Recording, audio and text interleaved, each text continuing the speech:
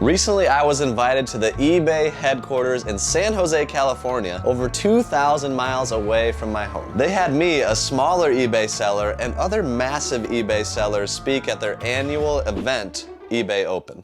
Since I was going to be surrounded by so many successful sellers, I wanted to conduct several interviews and ask about a glaring problem. Reselling in a recession. Reselling in a recession. Reselling in a recession. Reselling in a recession. Reselling in a recession. But before you can understand what we're getting into, I need to explain why we were there, what eBay Open is, who these 6-figure and 7-figure sellers are, and how you and your grandma could get in trouble with the IRS. Legislation was passed with no debate, so we had really no warning. Our ongoing concern is how this affects casual sellers. While coming up with the idea for this video, I had no idea how deep this was gonna go. So let's start at the beginning.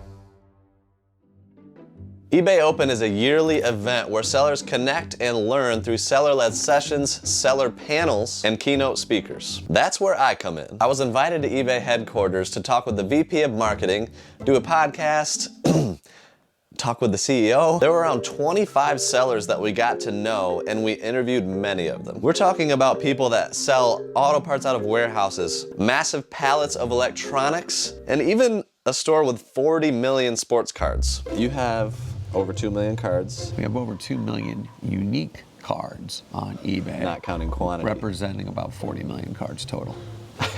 But there's one question that I've been asked many times here on YouTube, in the Discord, or even in person. And I think I have the answer, but I had to ask these expert sellers. Reselling in a recession, whether or not we're going into one, regardless of that, can you resell in a recession and thrive?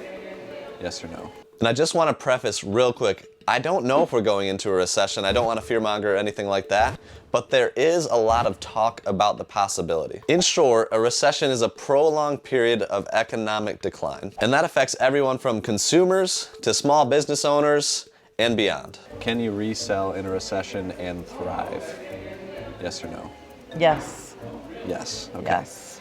I think it's a really good time for me and anyone who has a store or who is reselling to, I've already kind of thought through it for myself, and like, we're gonna do what we've been doing. Is it possible to thrive in a reselling business in a recession? Yes, definitely so. Okay. We feel overall we've been preparing for it for months now because Okay. we have seen people kind of going in that direction. Is it possible to resell and thrive in a recession? Yes. Yes. Yes. Yes. Oh yeah. But surprisingly quick, my question was answered and my thoughts were sort of confirmed. Or your thoughts, is it possible?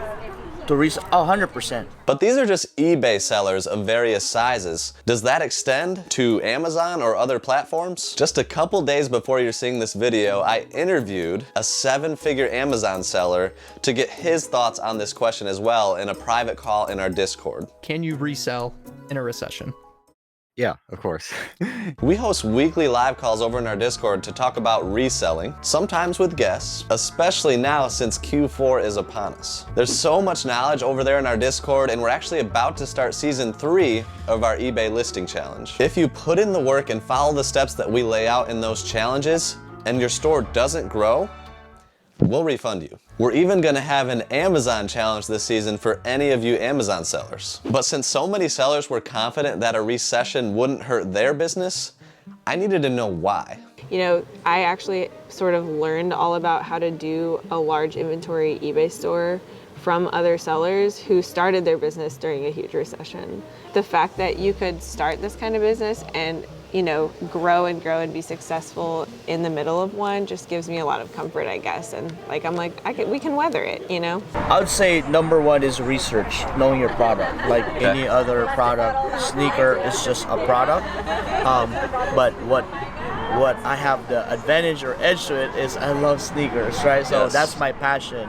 If we're sitting on something that we feel is not going to move, we will dump it, even if we're just getting our costs out of it, and reinvest that money in what they do want. So we can totally change our entire business structure in 30 days. Yeah.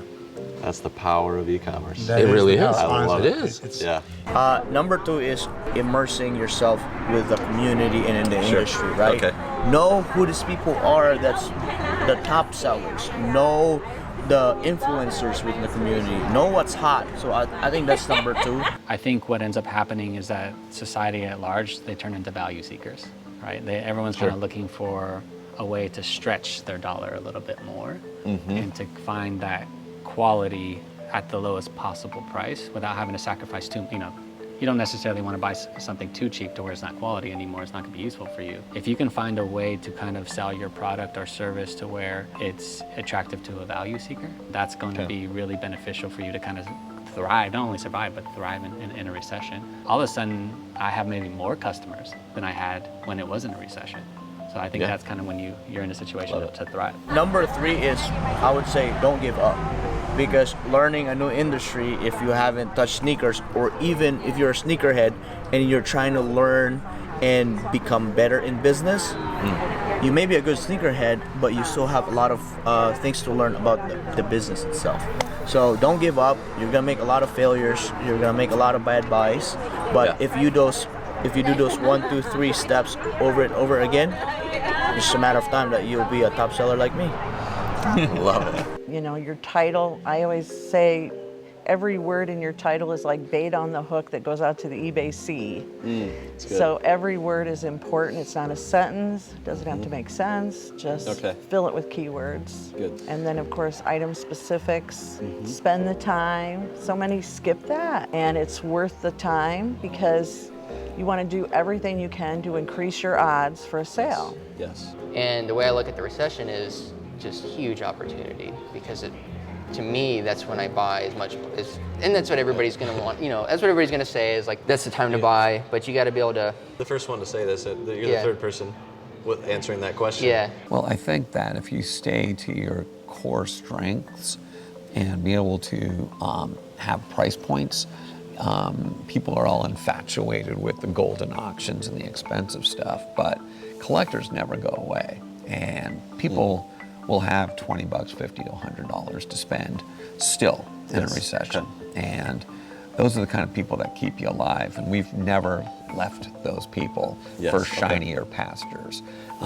Granted, we have the big stuff, but we still every day grind on those cards. And in recessions, we tend to gain more market share. So you're kind of saying 3 things. So to not have too much that you have as far as cost goes, keep costs down. To have a variety of inventory to reduce risk, so you're not depending on any one thing selling. Diversify as much as possible. I love that. And then the third thing is buy well, because opportunities to buy are huge. So buy lower and sell lower, maybe. Yeah, even if you have to sell lower, it's. But consumers are still there that can buy. Maybe they'll buy a little bit less, especially of like high end or things like that. But there's always gonna be something, Yes.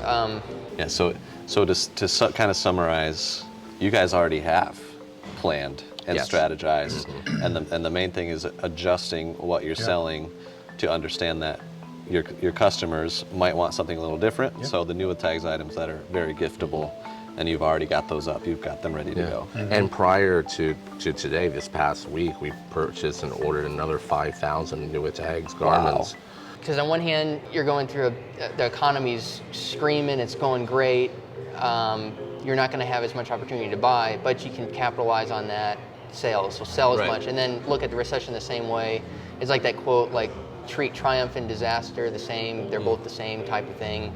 Capitalize on the opportunity wherever it is. With a recession, it just means I might be able to have an easier time buying inventory. I'm really glad that they shared insights on things that set their business apart and how your business could be set apart from others too. And after talking with these sellers, we sat down at a conference and learned something that could be detrimental even to people that sell casually on any online platform. So Sky Guy conducted an interview with a member of the eBay Government Relations team. My name is Jeff Michaud. I'm a member of the eBay Government Relations team. I'm specifically responsible for our advocacy programs, advocacy and public policy programs. Legislation can very much affect people that use marketplaces like eBay.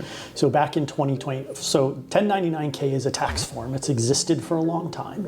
And up until 2020, essentially, if you sold more than $20,000 or had more than 600 transactions, you would get a 1099-K form from eBay. Back in 2020, for a number of reasons, legislation was passed with no debate. So we had really no warning that this was going to happen, which is rare. At the federal level, that lowered the thresholds to $600 in sales and 1 transaction.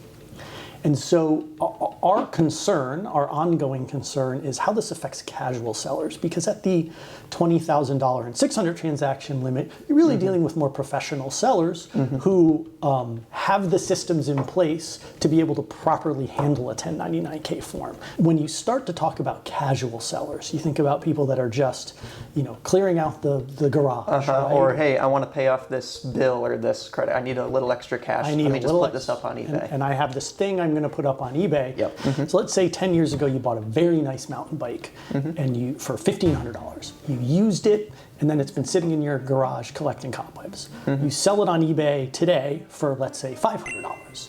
That's not a taxable event because you've not made a profit. You've in fact lost $1,000 because it's a 10-year-old bike and you've sold it for less than you bought it for. Yeah.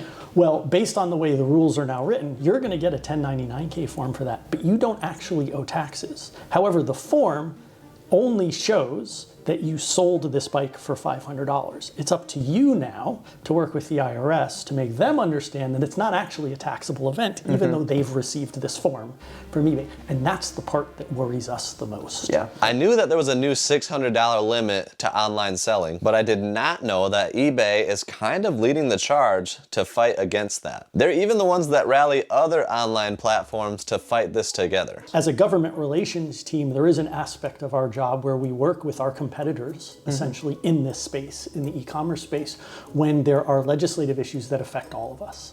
And so we will work with some of our competitors regularly when we lobby on particular issues so that we can keep all marketplace platforms healthy. eBay is fighting hard behind the scenes for you, for their sellers.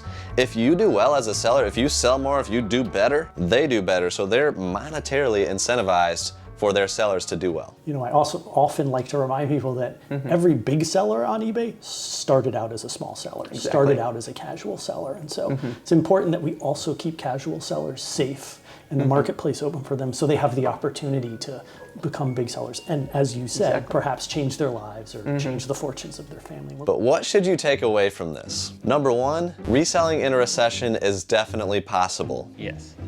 Yes. Yes. 100%. 2, you gotta diversify what you're selling, be willing to adjust your business a little bit to meet the needs of people in a recession. Yeah, diversify it as much as possible. I love that. So we can totally change our entire business structure in 30 days. And 3, be ready to buy. Have cash on hand. There's going to be people selling stuff because they need cash. So you need to be ready to get those really, really good deals on the buying end so that your sales can still do well and increase. It definitely takes work to run a reselling business, and it might take even more work during a recession, and it's best to do that in a community of like-minded people that can encourage you, lift you up, have a place where you can rant and get things out. For me, that's extremely important. That's why I love the Discord, the Caterpie crew, my people that get me. A lot of people around here don't, but everybody in that group does, and we can all relate to each other, encourage each other, and lift each other up, push each other to do better. And I love that group for that. We've had a lot of comments on videos in the past of how the group has really benefited them, and we might even have some in this video. So if you don't have a group, if you don't have people to support you, definitely consider joining. We'd love to have you if you're willing to put in the work. But if you wanna see these interviews fully uncut with all of these sellers, check out the second channel, the Caterpie crew, subscribe over there and stay tuned for more. Overall, this was an amazing experience, and there's so much that I wanna talk to you guys about still about our trip, including and not limited to an interview with the CEO of eBay in a future video. Subscribe for more. We'll see you next time. Bartle do.